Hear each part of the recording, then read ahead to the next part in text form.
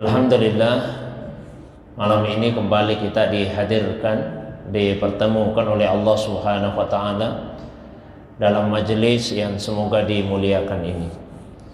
Salawat dan salam semoga tercurah kepada kekasih kita Rasulullah Muhammad sallallahu alaihi wasallam, begitu pula kepada keluarga, para sahabat dan pengikutnya.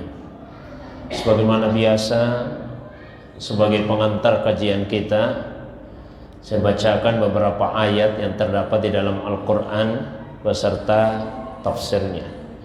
Malam ini kita lanjutkan pada ayat yang ke-34 dari surah Maryam, urutan surah yang ke-19. Allah SWT berfirman, A'udzu billahi minasyaitonir rajim. Dzalika Isa ibnu Maryam qaulal haqq allazi fihi yamtarun. Zalika Isa ibnu Maryam, itulah Isa putra Maryam.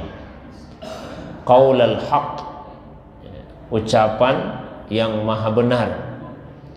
Allazi fihi yamtarun, yang di dalamnya mereka berbeda pendapat.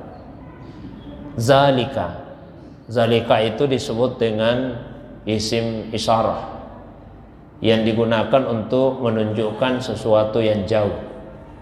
Jadi zalika itu adalah, ini untuk menunjukkan bahwa betapa tingginya kedudukan Nabi Isa alaihissalam. Untuk menunjukkan tingginya kedudukan Nabi Isa, maka Allah gunakan isim isyarahnya zalika. Itu adalah, jadi kedudukan Nabi Isa yang tinggi itu. Isa ibnu Maryam, Isa putra dari Maryam. Kalau kita perhatikan di dalam Al-Quran, penulisan ibnu ada yang pakai alif, ada yang tidak pakai alif. Kalau disandarkan kepada bapak kandung, maka itu tidak menggunakan alif. Tapi kalau pakai alif, maka itu artinya penyandarannya bukan kepada bapak kandungnya. Jadi Maryam ini ibunya Nabi Isa, karena bukan bapak kandungnya, bukan bapak, maka kemudian pakai huruf alif. Isa bin Maryam. Qaulal haq, perkataan al-haq. Al-haq artinya kebenaran. Ada ulama yang memaknai al-haq di sini, yaitu salah satu namanya Allah. Allah itu punya beberapa nama, salah satu namanya adalah al-haq, al-maliku, al-haqqul mubin. Jadi qaulal haq, perkataan Allah yang maha benar. Ya. Ada juga yang memaknai bahwa al-haq di sini adalah sifat dari perkataan itu. Ya, lawan dari kata batil, perkataan yang benar. Jadi sifat perkataan yang benar. Kalau dipahami nama Allah, berarti perkataan itu adalah perkataan dari Allah yang maha benar, yang manusia di dalamnya berselisih. Manusia di dalamnya berselisih. Orang-orang Yahudi berpendapat bahwa Isa adalah anak yang lahir dari persinahan. Orang-orang Nasrani berpendapat bahwa Isa adalah anaknya Tuhan. Maka mereka berselisih dalam hal tersebut. Orang-orang Nasrani sendiri berbeda pendapat tentang kedudukan Isa. Maka ayat ini menegaskan mereka berselisih dalam hal itu. Nah, secara khusus bagi yang menjadikan Isa sebagai anaknya Tuhan, maka Allah SWT kemudian melanjutkan firman-Nya, "Ma kana lillahi ayyattakhidha min waladin subhanahu." Tidaklah pantas bagi Allah untuk mengambil seseorang sebagai anaknya. Jadi Allah itu punya sifat yang berbeda dengan makhluk. Laisa kamislihi syai', tidak ada sesuatu yang setara, yang menyerupai Allah Subhanahu wa taala. Spesifiknya di surah Al-Ikhlas ditegaskan, lam yalid wa lam yulad. Allah tidak beranak dan tidak diperanakkan. Dalam arti tidak ada sesuatu yang lepas dari Allah SWT. Ada zatnya Allah, kemudian ada yang lepas dari zatnya Allah. Atau zat Allah itu berasal dari sesuatu yang lain. Kalau anak berarti dia adalah bagian dari orang tuanya, kemudian dia lepas darinya. Nah, kalau seperti itu berarti ada kekurangan pada saat Allah SWT. Maka kemudian dilanjutkan, subhanahu, maha suci Allah. Saya pernah sampaikan bahwa ungkapan subhana yang disebut dengan tasbih, makna awalnya adalah jauh, ya, makna awalnya adalah jauh. Ada dua bentuk perintah Allah di dalam Al-Quran ketika manusia diperintahkan bertasbih. Bentuk pertama yaitu bertasbih dengan diikuti nama Allah. Misalnya sabbihisma rabbik, sabbihisma rabbik, sucikan nama Tuhanmu. Jadi yang diperintahkan untuk disucikan adalah namanya Tuhan. Ada juga perintah tasbih yang tidak diikuti nama. Misalnya wa minal laili fasabbihhu, sucikan Tuhanmu. Jadi ada sucikan nama Tuhan, ada sucikan Tuhan. Kalau diperintah untuk mensucikan nama Tuhan, berarti perintah untuk mengucapkan tasbih, subhanallah, subhanallah, subhanallah. Seperti itulah cara mensucikan nama Tuhan. Sabbihisma rabbikal a'la, sucikan nama Tuhanmu yang maha tinggi. Maka kita ucapkan subhana rabbiyal a'la. Itu perintah untuk mensucikan nama. Tapi kalau perintah untuk mensucikan Tuhan tanpa ada nama, maka itu artinya perintah untuk menjauhkan Allah dari sifat-sifat yang tidak layak disandarkan kepadanya. Atau lebih tepatnya menjauhkan diri kita dari menyandarkan sifat-sifat yang tidak layak untuk disandarkan kepada Allah SWT.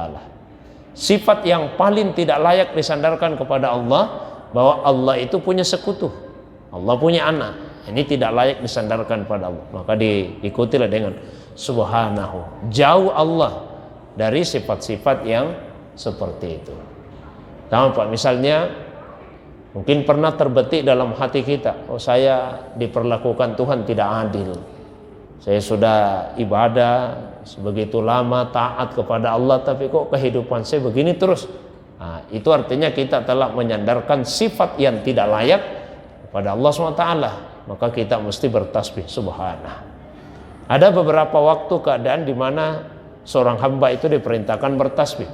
Dalam salat kita bertasbih, selesai salat kita bertasbih, di pertengahan malam diperintahkan bertasbih, pagi dan petang diperintahkan bertasbih, ketika menyadari keterbatasan ilmu bertasbih, ya, seperti malaikat, subhanaka la ilma lana illa ma 'allamtana innaka antal alimul hakim. Maha suci Engkau ya Allah, tidak ada ilmu yang kami miliki kecuali hanya sebatas apa yang Engkau ajarkan kepada kami.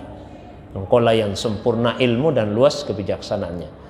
Kemudian bertasbih ketika kita berada dalam kesulitan hidup, seperti Nabi Yunus alaihissalam beliau baca tasbih, la ilaha illa anta subhanaka, ya, subhanaka inni kuntu minadz zalimin. Kemudian bertasbih ketika melihat keagungan ciptaan Allah Subhanahu wa taala. Rabbana ma khalaqta hadza batila subhanaka faqina azabannar. Itu beberapa waktu dan keadaan di mana seorang hamba diperintahkan untuk bertasbih, mensucikan Allah dari sifat-sifat yang tidak layak untuk disandarkan kepadanya. Idza qada amran, apabila Allah menetapkan satu urusan, Allah sudah menetapkan, lalu Allah ingin mewujudkan urusan itu, maka itu mudah baginya. Fa inna ma yaqulu lahu, cukuplah Allah mengucapkan kun fayakun, jadi maka jadilah. Bukan berarti Allah butuh untuk mengucapkan kata-kata itu, ya, tapi ini untuk menunjukkan betapa mudahnya jika Allah SWT menghendaki sesuatu. Tidak harus berarti bahwa Allah setiap menginginkan sesuatu terjadi Allah harus mengucapkan kun, ya. Kalau seperti itu berarti Allah butuh kepada dua huruf tadi, huruf kaf dan huruf nun. Kepada huruf itu pun Allah SWT tidak membutuhkannya. Ini penggambaran bahwa betapa mudahnya bagi Allah Subhanahu wa taala jika menghendaki sesuatu. Ibaratnya misalnya walillahil masalul a'la, Tentu Allah sangat jauh untuk diumpamakan. Misalnya ada orang yang sangat berkuasa di suatu wilayah. Dia katakan, jangan macam-macam sama saya. Kalau ada yang berani, saya cuma jentikkan jari saya, nah, kamu bisa binasa. Bukan berarti dia betul-betul harus begini. Tapi dia ingin menunjukkan betapa mudahnya jika menghendaki sesuatu. Kira-kira seperti itu perumpamaannya. Walillahil masalul a'la. Wa innallaha rabbi wa rabbukum. Ya. Nah, Nabi Isa alaihissalam bahkan berkata kepada kaumnya, ya, Rabbi wa rabbukum.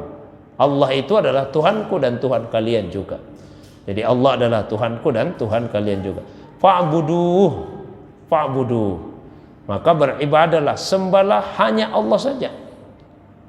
Jangan menyembah saya. Hadza siratum mustaqim. Itulah jalan yang lurus. Jadi perkataan Allah, perkataan Nabi Isa alaihissalam kepada kaumnya, bahwa Allah adalah Tuhanku dan Tuhan kalian.